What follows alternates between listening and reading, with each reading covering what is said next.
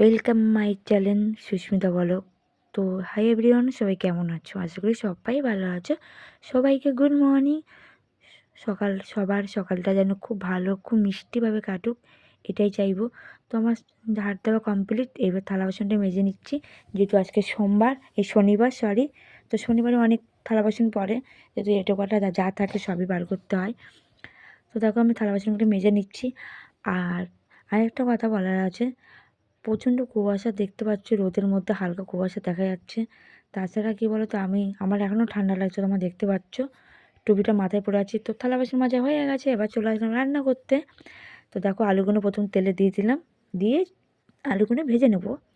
তো দেখো আমি আলুগুলো দিয়ে ঢাকিয়ে দিলাম। এবার বেগুনটা ভাজবো, বেশি কিছু করবো না, তরকারি আর বেগুন ভাজা। এবার আমার ছেলে ব্রাশ করছে, কী সব বলছে কিছু বোঝা যাচ্ছে না। এবার আমি কাচাকুচি করতে চলে আসলাম।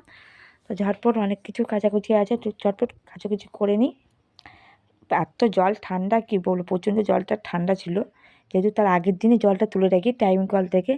তো একদিন আর তার আগের দিনে জল, বুঝতে পারছো কত ঠান্ডা, মনে হচ্ছে ফ্রিজে যে জলগুলো থাকে না সেরকম।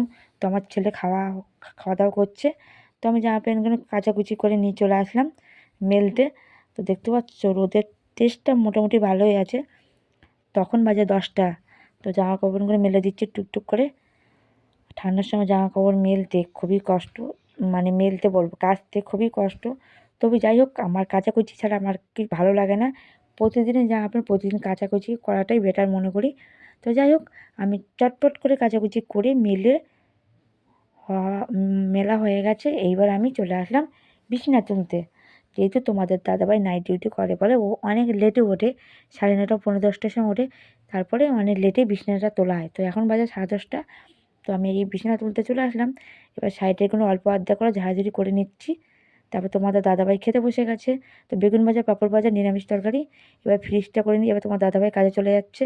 এইবার আমি রান্নাঘরটা বসে করতে চলে আসলাম। তো রান্নাঘর বসে করা গেছে, ছেলে বই নিয়ে বসে গেছে। তো ছেলে ঠাকুর দিচ্ছে, দেখতে পাচ্ছ।